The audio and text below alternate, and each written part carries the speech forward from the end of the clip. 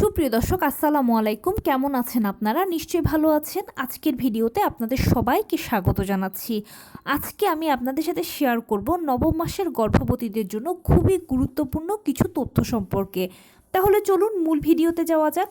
By the way, মূল ভিডিওতে যাওয়ার আগে একটা কথা বলি, আমি আমার চ্যানেলে pregnancy related, specially normal delivery related অনেক ইম্পর্ট্যান্ট তথ্য ভিডিও আকারে শেয়ার করে থাকি। এই তথ্যগুলো আমার পার্সোনাল এক্সপেরিয়েন্স ও আমার ডক্টরের সাজেশন থেকে নেওয়া। তাই আমার চ্যানেলটিকে যদি একবার আপনারা ভিজিট করেন, তাহলে আপনারা আপনাদের প্রশ্নাতীত মনের অনেক প্রশ্নের উত্তর পেয়ে যেতে পারেন। আমন্ত্রণ জানাবো আমার চ্যানেলটিকে একবার ভিজিট করে দেখার জন্য। এবারে চলুন মূল আলোচনায় যাওয়া যাক। আমি শুরুতেই বলেছি আজকে আলোচনা করব নবম মাসের গর্ভবতীদের জন্য খুবই গুরুত্বপূর্ণ কিছু তথ্য সম্পর্কে। দেখুন, গর্ভাবস্থার প্রথম থেকেই একজন গর্ভবতী মা বিভিন্ন ধরনের ব্যথা, কষ্ট, সমস্যার সম্মুখীন হন এবং অনেক কিছুর সাথে লড়াই করে পরিশেষে নবম মাসে এসে পৌঁছন। নবম মাসটা গর্ভবতী মায়ের জন্য একটা স্বপ্নের মতো, তার পাশাপাশি একটা কষ্টদায়ক সময়। কেননা নবম মাসে একটা বাচ্চার ডেলিভারি হয় এবং মা তার সব কষ্টকে লাঘব করে ইনশাল্লাহ অনাগত সন্তানের মুখ দেখতে পান বা পাবেন। সেই জন্য এটা তার কাছে একটা স্বপ্নের মতো। আর কষ্টটা এই জন্য যে দীর্ঘ 8 সাড়ে 8 মাস ধরে আপনি যে ব্যথা কষ্টগুলো সহ্য করে এসেছেন, এখন আরও অনেক কিছু বাড়তে থাকবে। সেই জন্য এটা একটু কষ্টের সময়। তাই নবম মাসের গর্ভবতী যদি আপনি হয়ে থাকেন বা 36 সপ্তাহ যদি পড়ে থাকেন, তাহলে প্রথমে আপনাকে যে কাজটা করতে হবে, শেষ চেকআপটা করিয়ে নিতে হবে।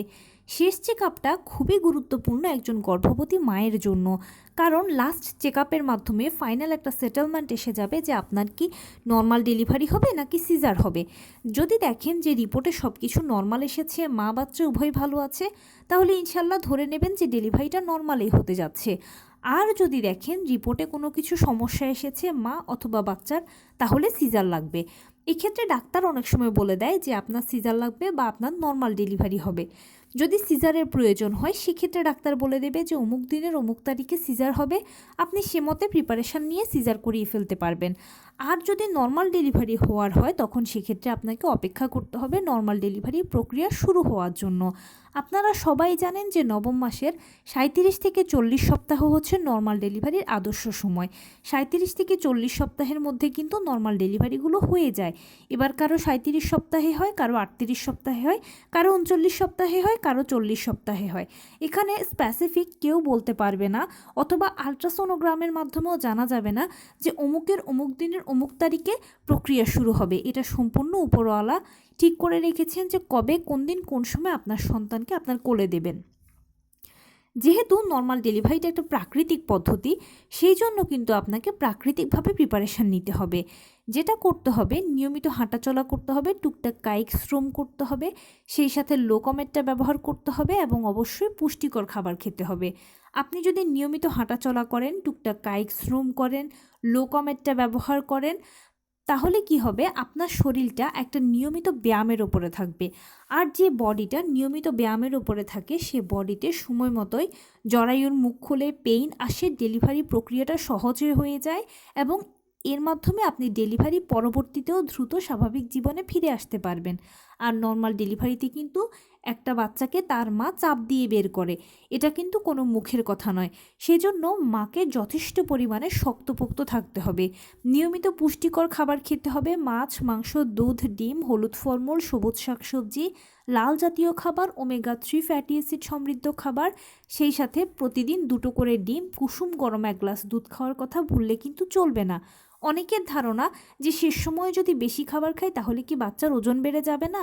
না, যেহেতু 37 থেকে 40 সপ্তাহ বলেছি ডেলিভারির আদর্শ সময়, যে কারো যে কোনো সময় ডেলিভারি হয়ে যেতে পারে, তাই আপনার বাচ্চার যা জন্ম ওজন তৈরি হওয়া সেটা কিন্তু হয়ে গেছে।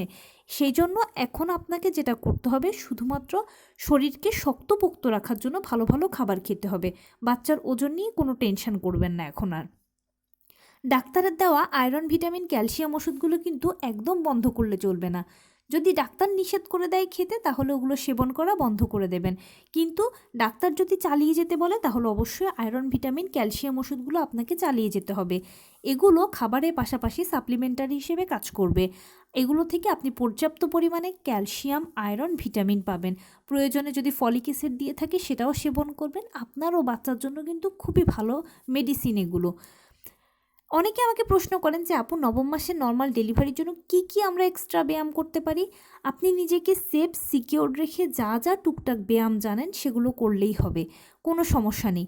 আর যদি মনে করেন যে না, সেফ মনে হচ্ছে না, তাহলে স্কিপ করে যান। শুধু নিয়মিত হাঁটাচলা করা, টুকটাক কায়িক শ্রম করা, লোকোমেট ব্যবহার করলে হবে। এক্ষেত্রে একটু বাড়তি বোনাস কথা বলি আমি, সেটা হচ্ছে যে সকালবেলা ঘুম থেকে উঠে 30 মিনিট হাঁটাচলা করবেন, কিছুক্ষণ বাটারফ্লাই স্টাইলে বসে থাকবেন। দুপুরে খাবারের পরে 30 মিনিট হাঁটাচলা করবেন, কিছুক্ষণ বাটারফ্লাই স্টাইলে বসে থাকবেন। আবার রাতের বেলা খাবারের পরে কিছুক্ষণ হাঁটাচলা করবেন, 30 মিনিট বাটারফ্লাই স্টাইলে বসে থাকবেন। ব্যাস এতটুকুই করলে চলবে। যদি আপনার কষ্ট হয় 30 মিনিট হাঁটতে, তাহলে আপনি আপনার সময় সুযোগ মতো 10 মিনিট, 15 মিনিট হাঁটাচলা করুন, বা টুকটাক আপনি আপনার সময় সুযোগ মতো হাঁটাচলা করলেই হবে, একেবারে শুয়ে বসে না থাকার থেকে। এরপরে নবম মাসে এলে কিন্তু আপনাকে অবশ্যই আপনার হসপিটাল ব্যাগটা গুছিয়ে রাখতে হবে। যেহেতু নর্মাল ডেলিভারি প্রাকৃতিক পদ্ধতি, কার কখন প্রক্রিয়া শুরু হবে বলা যায় না, তাই আগে হসপিটাল ব্যাগটা গুছিয়ে রাখলে পরবর্তীতে আপনাকে আর ঝামেলা পোহাতে হবে না। একটা খুব গুরুত্বপূর্ণ নোটিশ হচ্ছে, আপনি যে হসপিটালে ডেলিভারি করাবেন বলে পছন্দ করে রেখেছেন, সে হসপিটালে যেন নর্মাল ডেলিভারি ও সিজার দুটোই করানো হয়, এটা কিন্তু আপনাকে নিশ্চিত করবেন। কারণ অনেক সময় হয় কি যে সব কিছু ঠিক থাকে, কিন্তু ফাইনালি নর্মাল ডেলিভারি করাতে গিয়ে কোনো একটা সমস্যা যদি তৈরি হয়, তখন পেশেন্টকে সিজারে পাঠানো হয়। এখন এক হসপিটালে নর্মাল ডেলিভারি, অন্য হসপিটালে যদি সিজার হয়, তাহলে আপনাকে নিয়ে টানাহেঁচড়া করতে হবে। এই সময়টা কিন্তু ভীষণ সেন্সিটিভ। সেই জন্য একই হসপিটালে যদি নর্মাল ডেলিভারি ও সিজার থাকে, তাহলে টানাহেঁচড়া লাগে না, এক টেবিল থেকে অন্য টেবিলে পাঠিয়ে দেওয়া যায়। এটা কিন্তু আপনি একটু নিশ্চিত করবেন, তাহলে আপনার জন্য সুফল হবে এটা। অবশ্যই আর্থিক, শারীরিক, মানসিক সব ধরনের প্রিপারেশান নিয়ে রাখবেন, যেন ডেলিভারি প্রক্রিয়া শুরু হলে কোনো ঝামেলায় পড়তে না হয়। এবার একটা খুব গুরুত্বপূর্ণ কথা বলি, সেটা হচ্ছে, যেহেতু আমরা সবাই জানি যে নর্মাল ডেলিভারিটা সিজারের তুলনায় ভালো, তাই আমরা সবাই তো নর্মাল ডেলিভারিকে পছন্দ করি।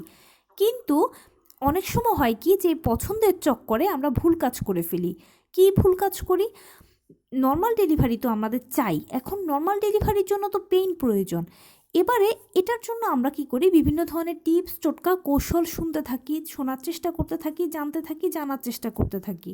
কেউ বলে যে এই কাজ করেন 1 ঘন্টায় পেইন এসে যাবে, ওই কাজ করেন আধা ঘন্টায় পেইন এসে যাবে, এটা করলে একদিনে হয়ে যাবে, ওইটা করলে এরকম হয়ে যাবে।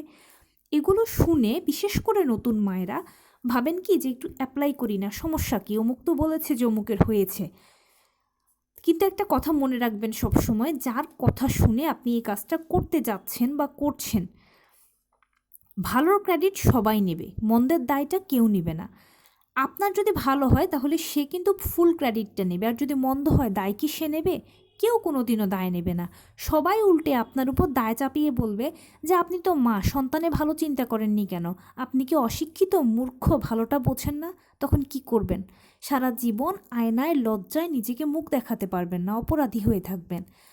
যে কোনো কিছু এ সময় শোনা মাত্র বা শুনলেই অ্যাপ্লাই করার কথা কখনোই ভাববেন না। যেই কোনো টিপস, টোটকা শোনার পরে প্রথম প্রায়োরিটি দেবেন যে আপনার সন্তানের জন্য এটা ভালো কিনা, আপনার জন্য নিরাপদ কিনা। যদি ভালো, নিরাপদ মনে করেন তাহলে নিজ দায়িত্বে করবেন। আর যদি মনে করেন যে একটু সন্দেহ লাগছে, কেমন লাগছে, খচখচ করছে মনের ভেতরে, তাহলে প্লিজ স্কিপ করে যান, কোনো প্রয়োজন নেই। নর্মাল ডেলিভারি একটা প্রাকৃতিক পদ্ধতি, এখানে জোর করে, ডাক্তার দিয়ে, টানাহেঁচড়া করে কোনো মতেই কিছু সম্ভব নয়। এটা যেহেতু প্রাকৃতিক পদ্ধতি, তাই নর্মাল ডেলিভারি হওয়ার হলে অটোমেটিক হবে, কেউ আটকাতে পারবে না। আর যদি না হওয়ার হয়, তাহলেও কিন্তু হাজার চাইলেও হবে না। সেই জন্য নর্মাল ডেলিভারির জন্যই আপনাকে নর্মালি প্রাকৃতিকভাবে প্রিপারেশান নিতে হবে। প্রিপারেশানটা কিন্তু আমি আগেই বলেছি, নিয়মিত হাঁটাচলা করবেন, টুকটাক কায়িক শ্রম করবেন, লোকোমেট ব্যবহার করবেন, পুষ্টিকর খাবার খাবেন, আর আপনি যেই ধর্মের অনুসারী হন না কেন, বেশি করে উপরওয়ালাকে ডাকবেন। That's it. এটাই হচ্ছে নর্মাল ডেলিভারির ঔষধ, চিকিৎসা, সব কিছু। এভাবে যদি করেন তাহলে ইনশাল্লাহ নর্মাল ডেলিভারি যদি হওয়ার হয় তাহলে খুব তাড়াতাড়ি হবে, অল্প সময়ের মধ্যে হবে, এবং ডেলিভারি পরবর্তীতেও এটা আপনাকে সুফল দেবে।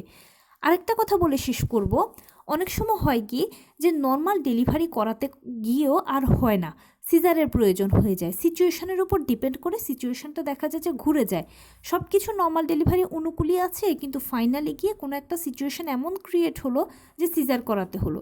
যদি এরকমটা হয়ে যায় আপনার সাথে, তাহলে কখনোই মন খারাপ করবেন না। মনে রাখবেন উপরওয়ালা এটাই চেয়েছেন, সেজন্য এটাই হয়েছে। নর্মাল ডেলিভারি আমরা চাই, কিন্তু সেটার জন্য আমরা মরিয়া হয়ে যাব না। আমাদের উদ্দেশ্য হচ্ছে আমরা যেন ভালো থাকি, সন্তান যেন সুস্থ সুন্দরভাবে পৃথিবীতে আসে। মা ও সন্তান একে অন্যের পরিপূরক। যদি সন্তান অসুস্থ থাকে তাহলে মা সবচেয়ে বেশি কষ্ট পাবে, আর যদি মা অসুস্থ থাকে তাহলে সন্তান ভালো টেক কেয়ার পাবে না। সেটা কি আপনি চান? কোনো দিনও নয়। সেজন্য আপনি যেন সুস্থ থাকেন, আপনার বাচ্চা যেন সুস্থ থাকে, সুস্থ সুন্দরভাবে যেন ডেলিভারিটা হয়, এটাই সবসময় চাইবেন। নর্মালে হলো না সিজারে হলো সেটা কোনো বড় কথা নয়। নর্মাল ডেলিভারি বলুন বা সিজার বলুন, এগুলো শুধুমাত্র সন্তান জন্মদানের পদ্ধতি মাত্র, এছাড়া আর কিছুই নয়। সন্তান সুস্থভাবে আসুক, আপনি সুস্থ থাকেন, এটাই হচ্ছে সবচেয়ে বড় ব্যাপার। এটাকেই সবসময় উইলিংলি মেনে নেবেন এবং যে কোনো সিচুয়েশানকে মেনে নেওয়ার মতো মানসিকতা রাখবেন। আর ডেলিভারির ক্ষেত্রে সবচেয়ে বেশি ইম্পর্ট্যান্ট হচ্ছে মনের জোর থাকাটা। নিজেই নিজেকে সবসময় শক্তপোক্ত রাখবেন, মানসিকভাবে যেন আপনি শক্ত থাকেন সেই চেষ্টা করবেন। আপনি নিজেই নিজের সবচেয়ে বড় ইন্সপিরেশান। তো এই ছিল আজকের ভিডিও। কেমন লাগলো বলুন? যদি ভালো লেগে থাকে ও হেল্পফুল হয়ে থাকে তাহলে প্লিজ লাইক, কমেন্ট, শেয়ার করতে একদম ভুলবেন না। আর সেই সাথে আমার চ্যানেলটিকে সাবস্ক্রাইব করার বিনীত অনুরোধ রইল। পাশে থাকা বেল আইকনটি ক্লিক করে দেবেন যেন আমি ভিডিও আপলোড করার সাথে সাথে আপনারা নোটিফিকেশান পেয়ে যান। যদি কোনো প্রশ্ন থাকে কমেন্টসে জানাবেন, আমি রিপ্লাই দেব।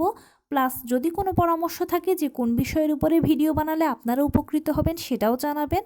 আমি আপনাদের পছন্দের সর্বোচ্চ প্রায়োরিটি দেব। ভালো থাকবেন, সুস্থ থাকবেন। আসসালামু আলাইকুম।